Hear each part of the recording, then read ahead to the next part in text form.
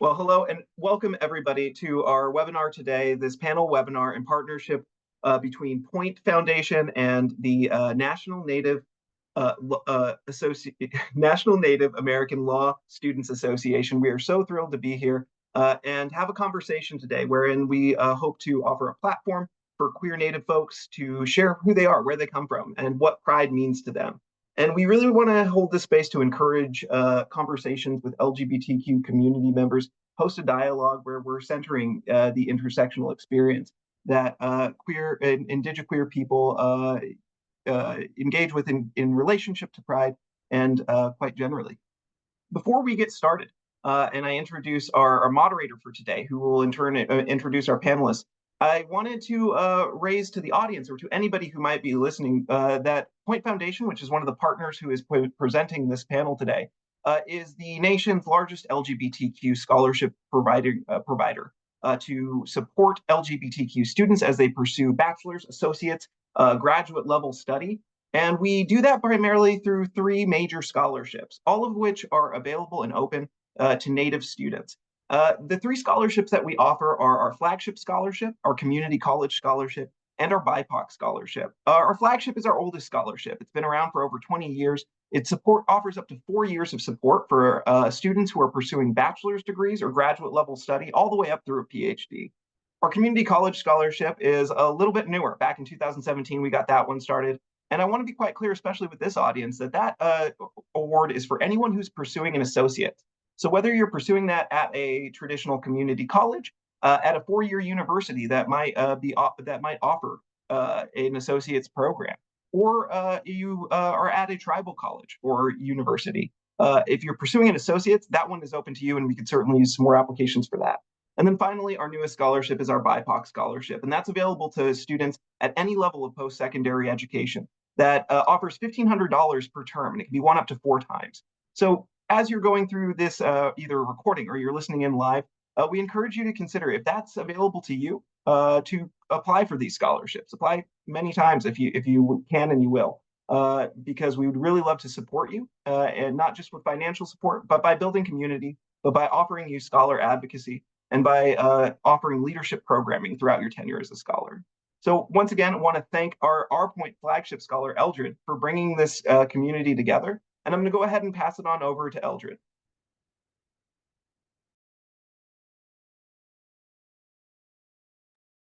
Thank you so much, Grant. Keshi kotonlake dikinawe. Adenla develop bashoba ane. My name is Eldred Lesansee. He uses pronouns he, him, his, and I am the president of the National Native American Law Students Association, or National NALSA. This is my second term, and also I'm a flagship scholar, as Grant had mentioned. I'm so excited for this panel today. I always mention to everyone that very few spaces do offer this type of discussion where we do have indigiqueer or indigenous and queer relatives or people being able to share their experiences on a kind of platform like this. And I have the pleasure of introducing our two panelists today, John, or as I know him, Johnny Petoskey, and also Tom Pack. But before I let you both have the space to introduce yourselves in the way that you would like to, just how we do back home in our tribal communities, I did want to read off your bios because I think we don't give enough flowers to each other or to ourselves. So Johnny Petoskey, is an associate attorney in Earth Justice's Midwest Regional Office in Chicago. Prior to coming to Earth Justice, Johnny was an associate at the Environmental Law and Policy Center. He holds a JD from the University of Michigan Law School and an MS from the University of Michigan School for Environment and Sustainability. Johnny is an enrolled citizen of the Grand Traverse Band of Ottawa and Chippewa Indians and grew up on his tribe's reservation in oh my gosh, I'm gonna butcher this. Washabi Town, Michigan. Thank you so much, Johnny. Happy you're here. Tom Pack focuses his practice on pharmaceutical and medical device products, liability matters, and complex business litigation, including litigation related to tribal nations.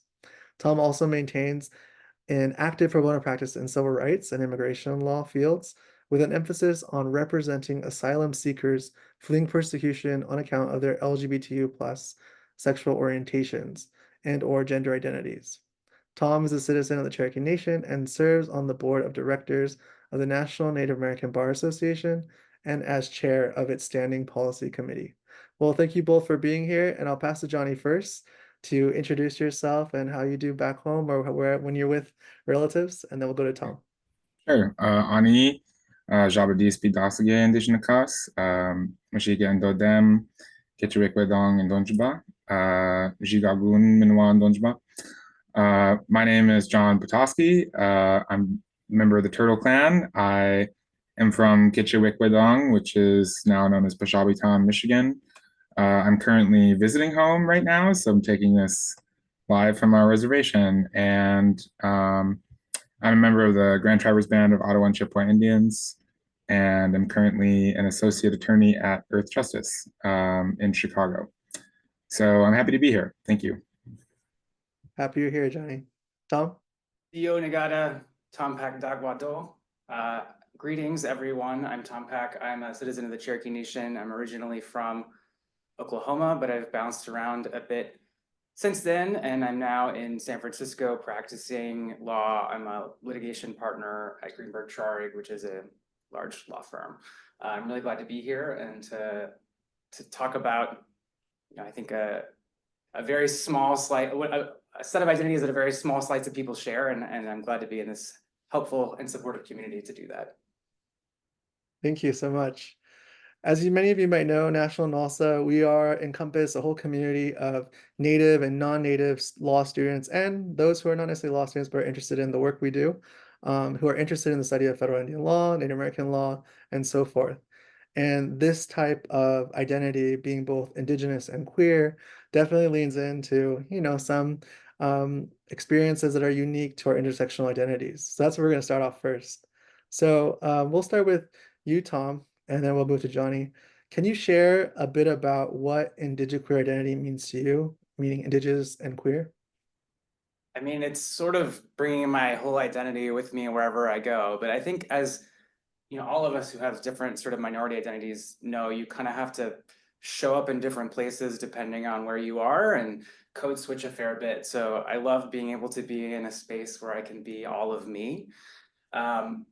I live in San Francisco. I've lived here and in other sort of progressive metro areas for most of my adult life, where, it's certainly okay to be gay, and it's okay / slightly curious to be native, but it's not understood. People don't get what it's like to be native at all, let alone queer and native. And there's a lot of, perceptions about native folks that I think folks in cities just don't get and they get wrong. And I find myself, initially found myself, when I was more junior or younger, just kind of listening to those. And now I find myself sort of agitatedly speaking up about those. But I'm also from Oklahoma, where, a lot of people know what it's like to be native, particularly, from an Eastern tribe with a lot of intermarriage and a lot of history of colonialization and Christianity. But there's a really different view about gay people there. And it's driven by, religion and colonization and all sorts of other things. And so it's really rare to be in a space where you can be both known and understood and celebrated for being both queer and native. And so really glad to be here today to do that. Thank you. Johnny, how is it? Can you share a little bit about your indigiqueer identity and what it means to you? Sure. Yeah, a lot of what Tom discussed resonated with me. As a Native person and gay man, I do have to bring around both of my identities wherever I go. And there is a lot of misunderstanding, I would say. I feel like I face more difficulty just in society and socially just being a Native person than I do being a gay man. Primarily because, I grew up in a community where, Native people were everywhere. And, it made it a bit hard for me to leave and, integrate into a community that was not necessarily all Native. But, I think we find community with each other. And I've met a lot of very good people who share both of my identities through National NALSA and through working in the field that I do. I also think growing up, there was a big emphasis on what we call in our language Minabimatsuin, which is sort of akin to, it means living a good life. And so that really means living your truth and sort of exercising your freedom to having an individual life independent from your community, but with its support. And so I do feel in my identity supported by people in my community. And, being Native is a really special and lucky thing for a lot of us to have that kind of familial and community support back home. So I always talk about trying to be a good ancestor and being a good ancestor to people who are going to come after me, and also remembering my queer ancestors and Native ancestors who allowed me to exist and live my truth as it is today. So yeah, I mean, that was a lot, but that's kind of how I center myself in my identities. Thank you so much, Johnny. And we'll continue with you this next question. So, as we all know, June is Pride Month. We're here at National NALSA. It was very surprising to me that the organization did not formally acknowledge Pride Month until last year when I was in as my first tenure as president. And then this year we're like, all right, June is fine to have Pride Month. We're going to celebrate it, but also we need to make sure that every month is Pride Month. So the question then for you, Johnny, is can you speak to your experience, how you experience Pride within your own Indigenous community, which you touched on, as well as across Indigenous communities? Yeah, I mean, I think in my community, growing up, there was still some homophobia and transphobia and things that I had to deal with. But I do think that over time, all of society kind of had progressed its views on gay people. And I think for me, even growing up, there were members of our community who were gay and trans and that people accepted. And I remember growing up and having a relative of mine who is genderqueer or would sort of, mix gender present one way some days and some days another. And I always remember her grandmother saying to me, they haven't decided if they want to be a little boy or a little girl yet. And that was completely okay. And so I think oftentimes, even if there is misunderstanding or even phobias and misplaced phobias in my community growing up, there was also that level of communal love that people had for one another where they wanted to understand even if they didn't. And so I think for me, I got married to my husband 2 years ago, and for our wedding, a friend of mine growing up made us these traditional beaded vests, and they're very traditional and important things that you give to one another when you're getting married. And it was really moving for me to see my family there supporting me, having artists from my community supporting me, and having the ceremony reflect my culture as well. And so I think we've definitely come a long way. And but like I said, I think the pride that I have for my community and that people in my community experience for one another, pride and care and support, that transcends a lot of other unimportant things that and ignorance that people bring to to life. So yeah, and as with other Indigenous communities, I have found a lot of support in the queer Native legal community. There are more of us than I'm finding more people all the time, and so and we, I think, really look out for each other, and so that has been a source of comfort in my professional career as well. Awesome. Yeah, we're gonna dive into the marriage that you had a couple of years ago, and I'm just really excited to talk about it. Tom, can you share a little bit more about how you experience pride within your community or Indigenous communities in general? And maybe just a follow-up is, what can be done to make these spaces more welcoming if they aren't already? Yeah. My story is a little different just because I think, Indian country is super different. There's 570 plus tribes. And I'm from, rural Oklahoma. And I would say I started off with a pretty negative view of being gay. I really resisted it very vociferously for many, many, many years, all the way through college and into my first year of law school. Because it was such a thoroughly homophobic place. And I think, the Cherokee Nation was actually, I think, the first tribe to ban marriage equality after it, an enterprising young gay or lesbian couple discovered that the tribal code didn't actually formally ban it, but it didn't take them long to do it. And so, and even into my professional life, once I came out, I had a pretty negative experience at a Fed bar, which is the big Indian Law Conference meeting, where someone sort of called me out and was like, being gay is not traditional. What are you doing?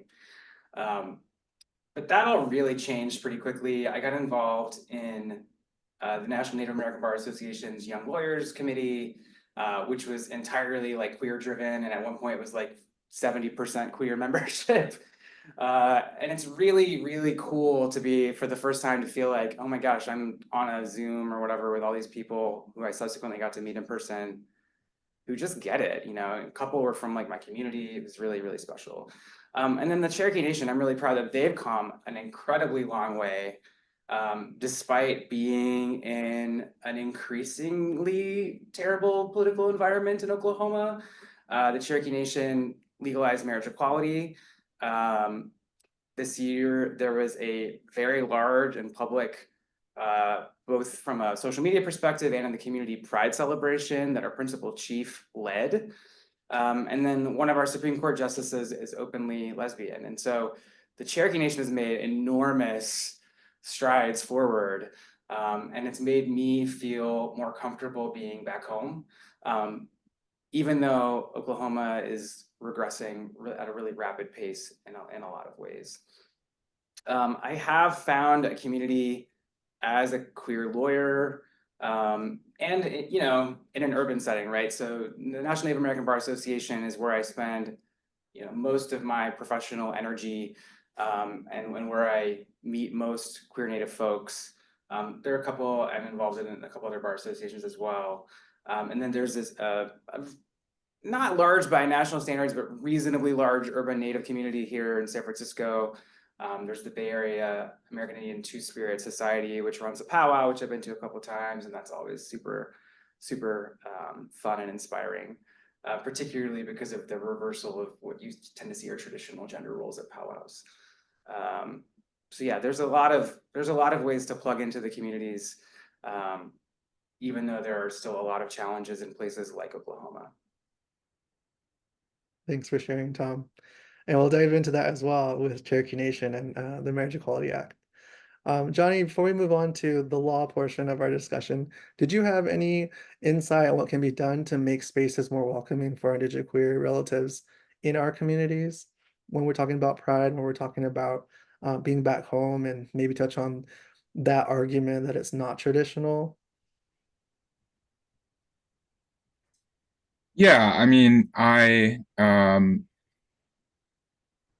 think if you examine that question in any real depth, you quickly come to the conclusion that it is traditional. And even in, I can't speak to the traditions of other tribes, but, in our language, there is no way to gender a person.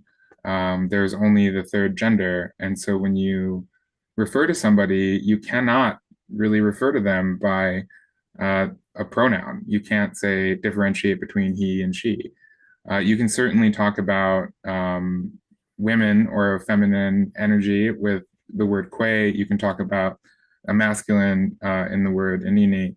But within those words, there are even smaller syllabic meanings of what they mean. And so for women, the word reflects carrying responsibility. It reflects caring for the water and having the responsibility to care for the water. For men, it reflects in the masculine, it reflects, a duty to take care of your family, to take care of your community.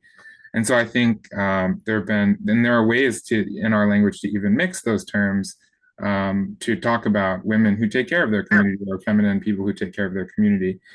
And, historically, there have been figures in our history who have been written about that took on, masculine women who took wives, or feminine men who, were in relationships with the same sex. And so I think that the idea that that our ideas of gender were perfectly laid on top of how Christianity and even Western philosophical traditions treated it, I think is, I'm just skeptical of that. And I think if we really start talking about the core of what our cultures are and what they mean, I think for Anishinaabe people, it's about dignity of each individual member of creation. And so that includes the dignity to live your truth, live fully. And so, there will always be people who want to enforce a very rigid view of gender or express their own prejudices through the means of culture. But, for me, I think there are more people who want to listen, and being willing to listen ourselves is really important, and wanting to see our communities flourish. And that means seeing every member of our community flourish. So, what does that mean for making a space more inclusive? I'm not really sure. I guess I would say bring it back to our culture, our traditions, and I think more than anything, the solidarity that Native people have with one another. Can I follow up on that for 1 second? And I think it's actually, I probably spend more of my energy, because of my privilege, trying to make queer spaces more inclusive for Indigenous people, than the reverse, mainly because I'm not in my community, and we could talk about this later with the marriage stuff, but I have some doubts about how my community broadly feels about these issues. But I think queer spaces tend to erase Indigenous people. I was at the National LGBTQ Bar Association conference last week, and they did these dinners for Black lawyers and Hispanic lawyers and Asian lawyers, and of course there wasn't one for Native lawyers. I don't even really blame them for that, because it would have been me, I don't know, 2 or 3 people, I have no idea. But the numbers make it really hard for us to have any representation in queer communities. But because I am so white passing, depending on who's looking and who can tell, I view myself as having a big responsibility, particularly in kind of the white gay dominated spaces of San Francisco and other big cities that I travel to for work, to be ostentatiously Native and make sure people know it in every way I can, because I think that people just act like we don't exist, and it then renders the whole queer community non-welcoming, and that's not cool. Not cool being an understatement. Thanks so much for sharing, Tom. And yeah, I wanted to just touch on that too, coming from where I come from, to Pueblo nations in New Mexico, and always taught that community is everything, family is everything, and those relations are everything, which I think I can arguably say is probably universal Native kind of understanding that our relations to one another are very sacred and important. And so just continue to move forward with this this work and these efforts to bring in and center our Indigiqueer relatives is just so important. We are going to shift to the law. I would love to ask you about just generally what drew you to the law, and how have you been able to build a community in this professional space? And then I'll just tee us off for a really interesting discussion about marriage equality in Indian country. So, Tom, if you wouldn't mind continuing on, and what drew you to the law, and have you been able to build a community in the professional space? Yeah, I can't say what initially drew me to the law. My parents joked that I would be a lawyer, although I don't think they actually thought I'd be able to pull it off. But I was a political science major. I went to college at East Central University in Ada, Oklahoma. Political science major, policy focused. I moved to DC after law school on a fellowship through the Truman Foundation, and I did rural and Indian health. And I found policy work, this was in the last 3 years of the Bush administration, to date myself quite specifically. And I found policy work to be really frustrating. It's like, you know what we should be doing, but you can't figure out how to get everyone on board. And so nothing happens, or you spend, years working on a policy and then it gets swept away by some random political thing that happened. And I was griping about this to one of my coworkers, and she was like, well, if you were a lawyer, you could just go sue someone about it, and then they would have to respond. And that's not actually the way that works, as the lawyers in the room know, but it was appealing. And so I ended up applying to law school, and it was good for me. I mean, I think law school is not a great experience for everyone, and I had certainly plenty of challenges going to a very a law school where there's a lot of really privileged folks, and finding my social place there. I felt very, very foreign to be around that much money and power, and to feel like I just didn't even know how to speak the same language as anyone else around me, in terms of like the social settings that I was in. But, even and this was at Stanford Law School, even at Stanford, the Native community was super strong and very connected, and very, it was centered around being a place of support, because every Native student was sort of in the same boat and dealing with the same thing.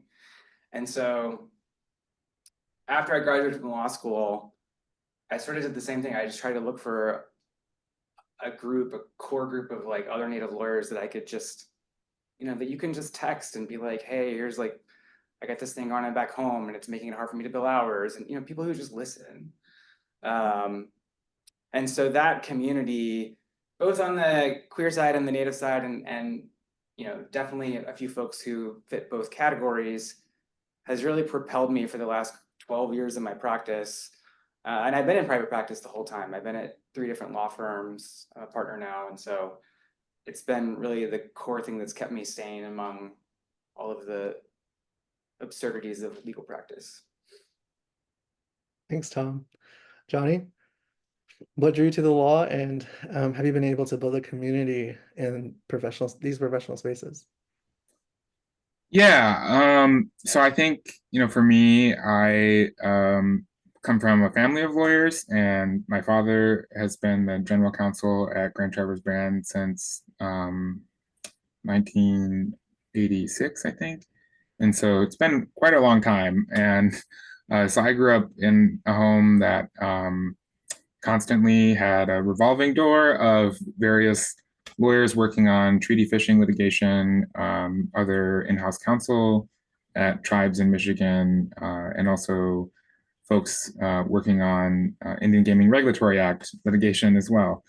And so I grew up around Indian lawyers in particular. And so I think, from a young age, I was really interested in how the law could be a means to defend my community. And I think for me and my sister, who is also an attorney, it was a very tangible phenomena, because we live in a fishing community. We have many people in our community that engage in commercial fishing in the Great Lakes. And even growing up, and for people who are old, not that much older than me, that has always been a point of extreme contention in our region. And there have been many activists and rabble-rousers that have fought to retain and reestablish our treaty rights to engage in fishing on the lakes. And not only engage in fishing, but have a relationship with our land, with our water, that was reserved to us in a federal treaty. And so, growing up and seeing the effect of how the recognition of our treaty rights enabled us to have a better life, and for my cousins to have a better life, and the way that tribal sovereignty and the way that our tribe could make its own decisions really had a tangible impact on my life and the life of my family. And so I think for me, it always has been a very important and goal to go into the practice of law. And so, you know, when I went into college, I knew I wanted to do that going in. And I studied Spanish literature and sociology in undergrad, so like things that were not super related. I went to University of Michigan for law school, and you know, like Tom spoke to, there was a very both college and law school, but law school in particular was a pretty shocking exposure for me, just because you know, being in such an elite environment was not something that I was used to. And a lot of people who, you know, who I was interacting with didn't know anything about what it meant to be Native or a member of a tribe or grow up on a reservation or anything. And even some of the Native students that I was with, you know, because Indian country is so diverse, had different experiences of what it meant to be Native than how I experience it.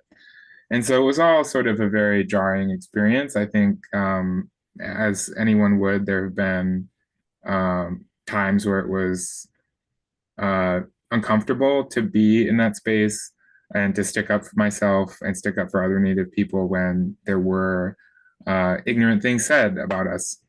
But I think, you know, in my professional career, I've always worked in environmental public interest law, and at Earth Justice, there's a really big emphasis on working with tribal nations and defending tribal nations from the negative effects of fossil fuel infrastructure, you know, among other things. And so here, I feel very comfortable, you know, being myself and talking about my culture, and there's a real benefit to, you know, people in my office having worked with Native communities, worked with tribal councils, litigated issues related to our treaties.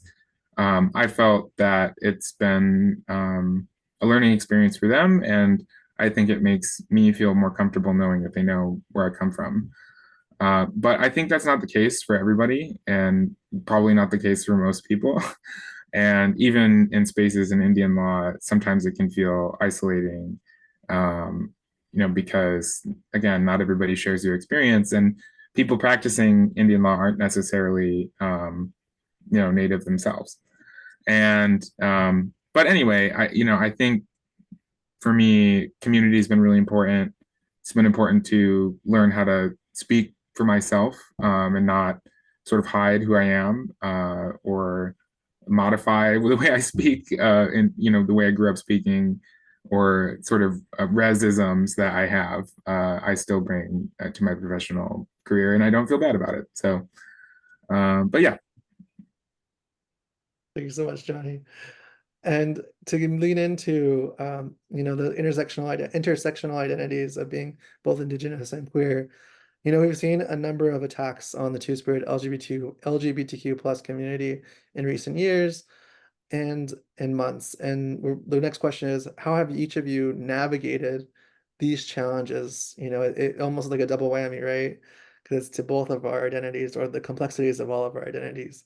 How have you navigated it as an attorney, seeing after years in law school and now multiple years as a practicing attorney? How have you all been able to handle that and navigate it?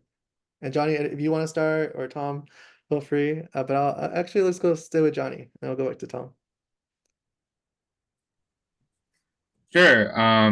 You know, I think well, I guess for me personally, it is concerning that there is a growing homophobia and transphobia and just negative attitudes towards queer people.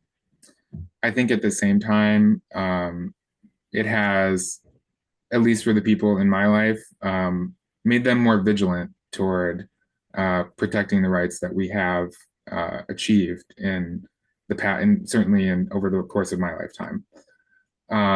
And you know, I think for Native people in particular, like I recently had a colleague who transitioned away from Earth Justice to work on LGBTQ rights advocacy.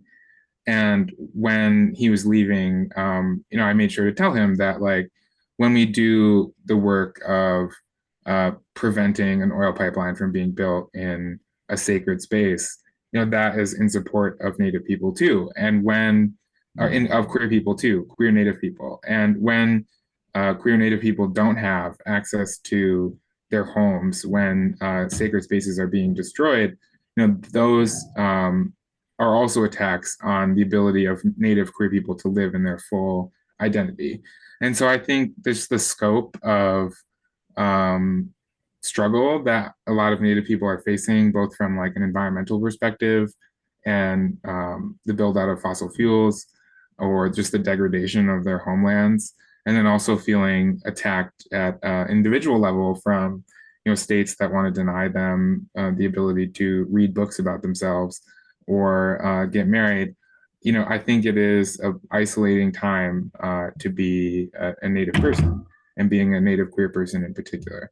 I think for me, like, what it brings up is just the need to lean into community, to continue talking to one another.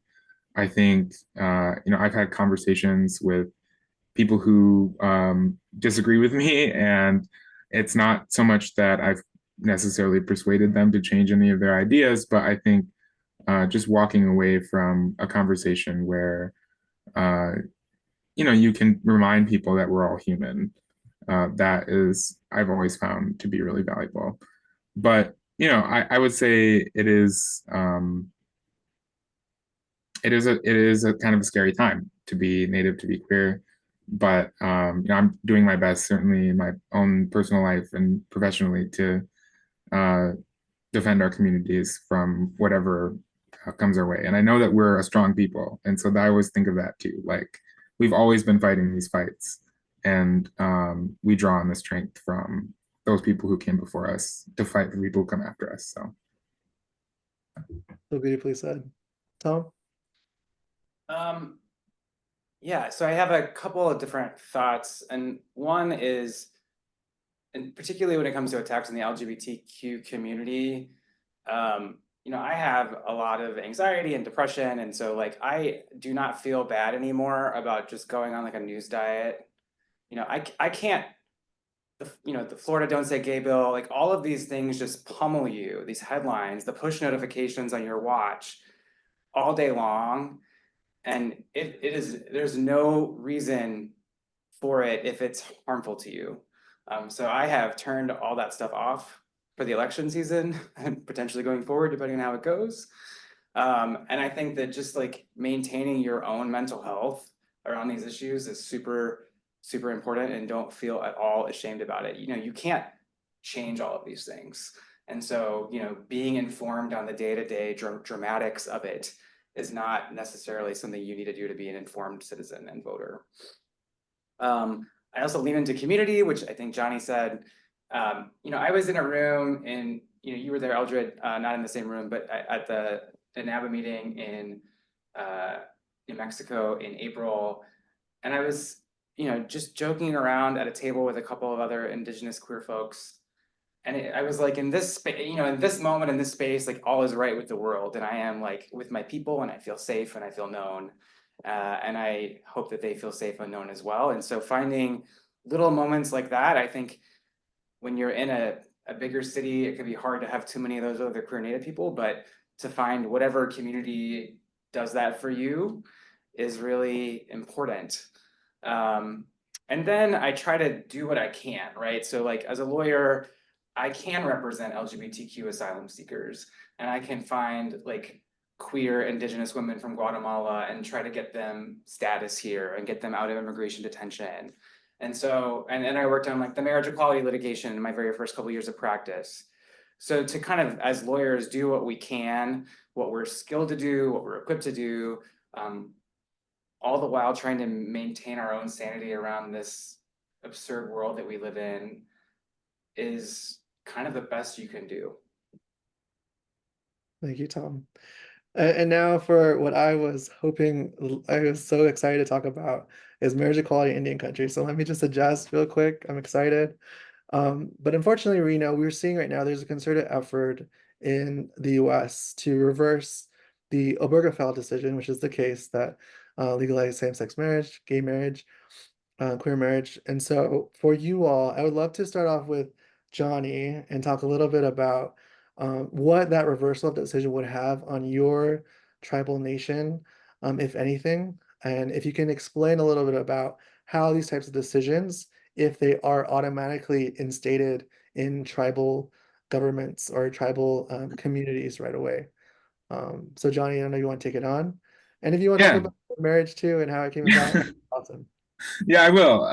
So I guess, first of all, parts of Indian country were really at the forefront of legalizing same-sex marriage among jurisdictions that had the authority to do so. And so I think in a lot of communities, what I was talking about earlier about the community ethic that we have is really reflected in the way that tribes were some of the first to legalize same-sex marriage in the country. And there are obviously counterexamples like tribes that banned it. And for my tribe in particular, when we wrote our original tribal code when we were recognized in the 1980, it defined marriage between one man and one woman. And so when Obergefell was overturned, that no longer was unconstitutional. And so they changed it to conform with Obergefell, and then it was a union between two persons. And so, however, in Michigan, where I'm based out of Chicago, but both my husband and I are from Michigan, and we felt it important that we get married there. In the state constitution, it defines marriage between one man and one woman. And so it's one of those states that does have a constitutional ban on marriage equality that was held unconstitutional by Obergefell. And so, if Obergefell were to be overturned, marriages that were performed in Michigan while it was in place would still remain valid, but new marriages could not happen. And, for me, I wanted to avoid any sort of notion that that marriage would be questioned in the future. And so it was important for me and my husband to be married under our tribal code. And so when we got married, we received a marriage license from our tribal judge on the reservation that we then signed and executed with witnesses during our wedding, which is within the traditional territory of our people. And it was all notarized and everything, and we have a tribal marriage certificate now that we use, when we need to use it. And so I think for me, it's important for the reason that I want to preserve my relationship if Obergefell is to be overturned at some point, God forbid. But it's also important for me to participate in an act that enhances my tribe's sovereignty. When we talk about tribal sovereignty, it is the right for Indigenous people to have self-determination. And without tribal sovereignty, my sister and I would have ended up adopted out or in an Indian school somewhere, just as every generation preceding us had. And so I think it was important for my own identity as a Native gay man who wants freedom, self-determination, just like anybody else, to have my relationship recognized by my tribe, because that is really the primary political identity that I have. It's not being an American. It's not, being a Chicagoan or what have you. It's definitely being Anishinaabe. And so that my tribe could give that to me was really meaningful and important. And so, yeah. That's so awesome, Johnny. Thank you for sharing. And Tom, is it like that in Cherokee Nation? What's been going on over there in terms of marriage equality? And also, if you can contrast it to what's happening in other parts of Indian country in relation to marriage equality. Yeah, so Cherokee Nation is one of the only tribes in Oklahoma. I think we're maybe at 2, maybe 3 out of the 39 that does recognize marriage equality. Obergefell did not magically legalize same-sex marriage in Indian country. I mean, any person in Indian country can go to the state and get married, which is what I had to do.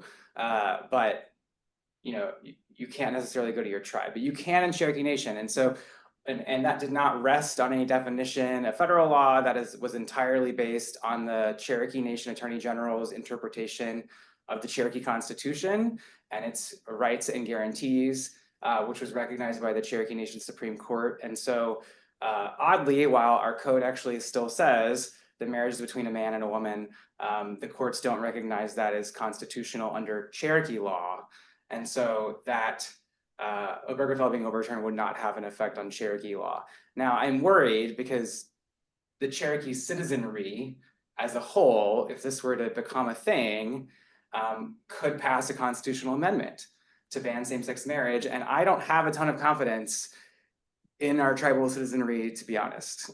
You know, they are primarily based in Oklahoma. They're primarily super religious. And so I'm quite happy with the way things are and don't want to rock the boat at all. But like Johnny, I actually got married in California at San Francisco City Hall, which is a couple miles away.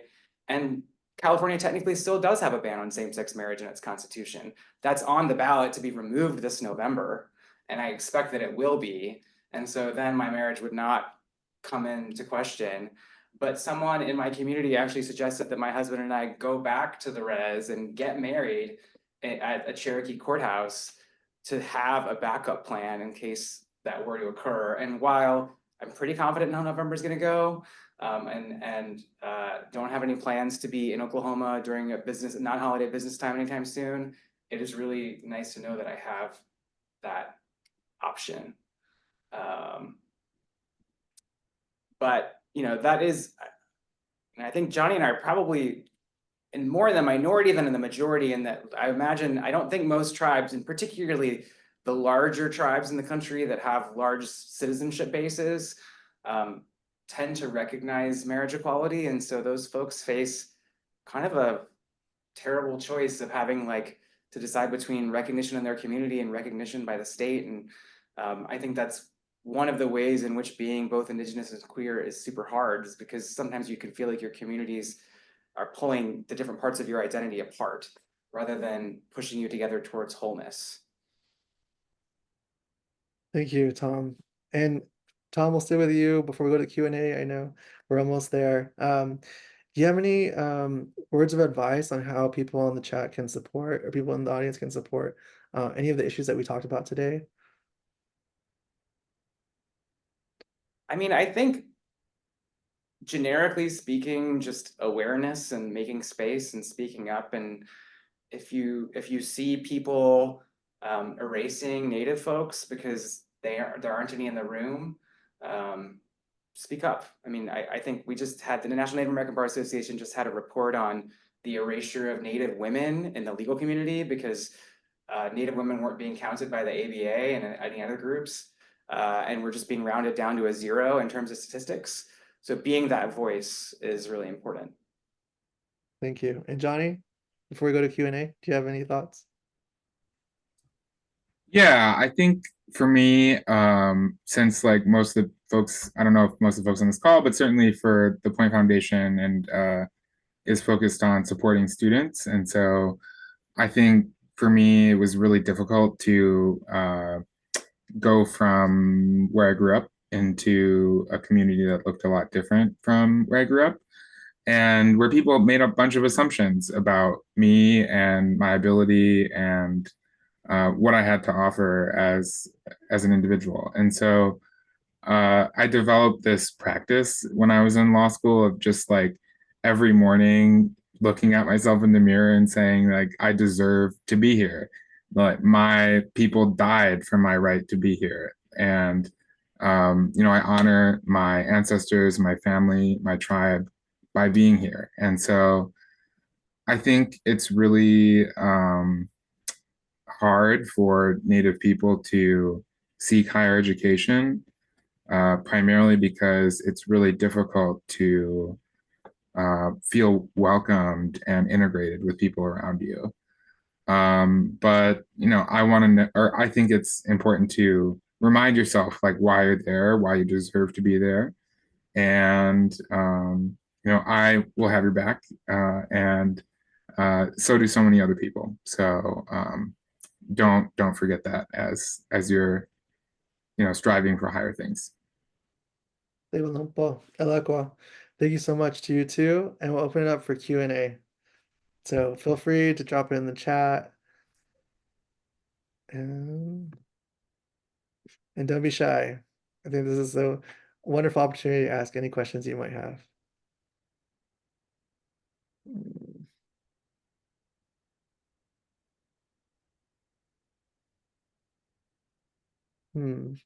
I don't see any right now, but Tom and Johnny, I think this discussion has been really, really moving, not only for myself, but I'm sure for everybody on this call. I think it's so important to continue to center our Indigenous and queer community and really bring up and help all of our relatives move forward together in a way that is beneficial to the greater whole. Not sure about demographics with your nations, but just hearing what you're talking about, I come from two communities which are very, very small. One which is a little under 4,000 people, and another Pueblo that is a little over 11,000. And these communities don't necessarily have the similar legal structure as you all were talking about in terms of like a tribal code. One of them, which is the smaller one, has a more traditional governance setup where tribal code is not necessarily written down. It's really oral tradition passed down, and it's changing, but slowly. And so then that recognition of, say, marriage equality wouldn't necessarily be within the letter of the law, but rather in the perception of the people and whether they're welcoming and allowing you to be a part and participate in the community as fully as you would like to as a queer individual. The other side is similar to what you're talking about, where there is a tribal code, there's a constitution, but there is always that divide between the secular kind of community or the space versus that of like traditional religious and just trying to unlearn a lot of what colonization has impacted us. So you all have really narrated and colored in a lot for us today. I just want to thank you again. I don't see any more chats here, but I do want to just give a shout out to everybody on the call. Thank you for being here. Please follow the Point Foundation for anything related to just hearing about what's happening with the foundation, but also the really many different scholarships for Indigenous queer students, but also just queer students in general. I'm so fortunate to be a Flagship scholar, which has allowed me to feel supported throughout my whole degree, and it's just really been really helpful. For National Analysis side, feel free to call us on our Instagram, LinkedIn, Facebook. We're really trying to push out a lot of different programming to support all of our Native law students, particularly when we're looking at our queer Indigenous law students and also our Black Afro-Indigenous law students, bringing them into the fold and centering them to hopefully, again, move together in a very unified way. But all that to say, thank you for everyone for being here. I don't see any more questions in the chat. There were two questions, actually. Oh, there are. Yeah. Oh, wonderful. Do you want to take the first one? Eldred, we have a question from Natasha asking any general advice for queer Native students going into legal profession or applying to law school? Go to PLSI. That is like the best thing that you can do, in my opinion, is get involved with the Pre-Law Summer Institute at University of New Mexico. I went in 2016, my sister went in 2012, and my dad went in 1972.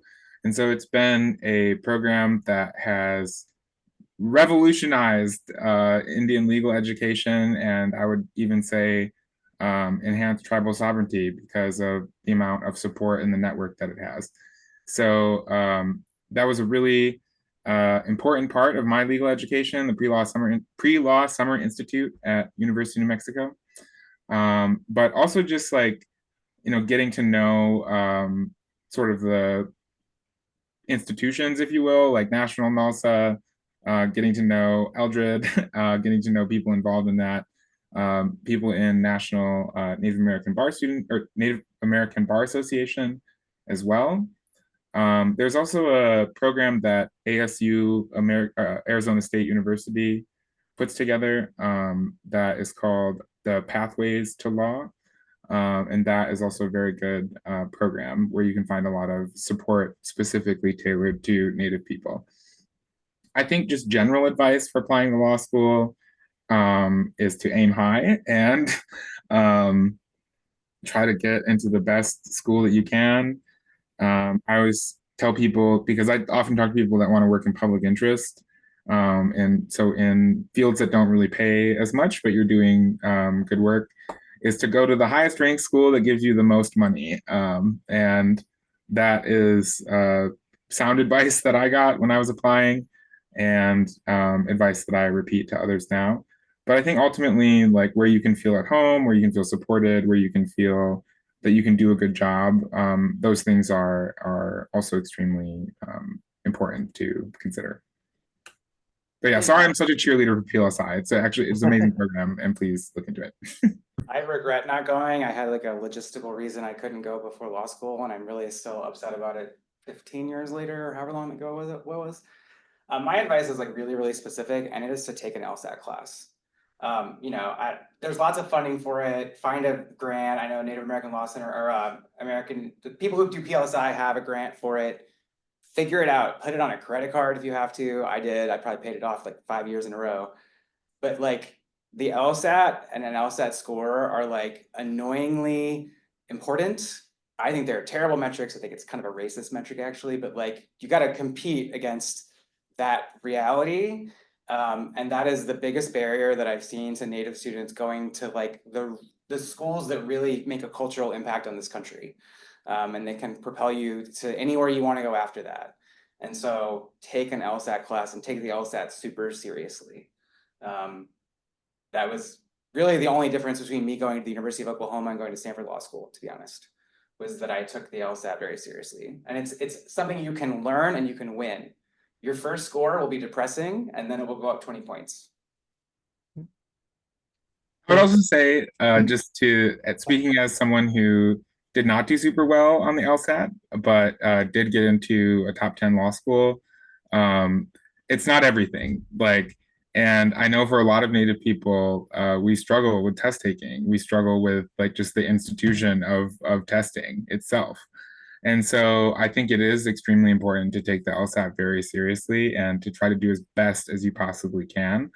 I think if you do get a score where someone on Reddit or like the top law schools forum where is not speaking from experience at all tells you, oh, no way you're going to get into Michigan, no way you're going to get into Stanford or Harvard or whatever, wherever you want to go. I think, you know, making sure that every aspect of your application is really good is the most important piece. And having a really good LSAT score is sort of like the cherry on top of that entire cake. But you can still bake an extremely good cake, like without an especially good cherry. And so for me, like I, you know, focused on having a good GPA. I made sure that my recommenders knew who I was. I wrote every essay possible. And what really ended up making the difference for me is that when I was on a tour, I told the admissions officer how much I wanted to go there and what a difference it would make for me to go to a public school in Michigan where I didn't have to pay tuition to go there because of it being a on public land that was relinquished in a treaty. And so I wasn't going to take my degree and, you know, not to dig private practice at all, but like to represent like a bank or something. Like I really wanted to work on the issues that were close to my heart. And so that goes a long way, and not to at all diminish the importance of the LSAT. But you know, lean into why you're there, I think is really important. I say I agree with that, and aim just particularly the point about not listening to these law school forums and going on them too much, just ignore them. If you get an LSAT score that's below the like 25% or whatever, apply anyway. Let them say no. It costs you like the 12 bucks or whatever, and then you'll get a fee waiver. And so it's not going to cost you anything to apply. Just do it, because you'll totally get in places you didn't think you were going to. Thank you both. I think we're at time. For the question that we didn't answer, I think that you can feel free to follow up with me. I'll put my email in the chat, but we're always looking for more support from non-Indigenous people to help out with the Two-Spirit, larger Indian country movement, you know, issues and initiatives. So feel free to reach out to us and we'll take on. Again, thank you so much for Point Foundation, for Tom and Johnny for today. It was a wonderful discussion, and I hope you all have a wonderful evening. Thank you. Miigwech.